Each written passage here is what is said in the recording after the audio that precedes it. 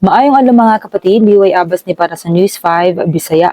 Giuyunan sa Pasig Regional Trial Court Branch 157 ang petisyon nga ipakansela ang passports ni kanhing presidential spokesperson Harry Roque, Cassandra Leong ug uban pang akusado sa kaso nga qualified human trafficking. Sumala kini kang Prosecutor General Richard Fadulion. Aduna kini kalabutan sa giingong illegal nga operasyon sa Pogo Hub nga Lucky South 99 sa Porac, Pampanga.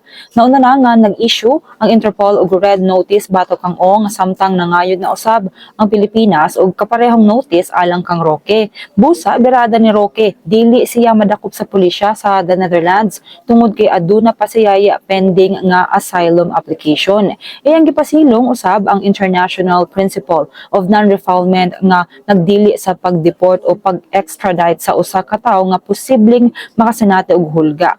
Iyang giingon nga walay igong ebidensya sa mga kaso batok niya og politika lamang ang motibo niini. Gipasabot sa Department of Justice nga dili mahimong gamiton ni Roque ang non-refoulement principle tungod kay wala man siya makasinati og political persecution. Kini sa lamang atong update, magpadayon na sa pagbantay sa social media pages sa News 5 para sa uban pa mga balita ug update. Amping tangtanan.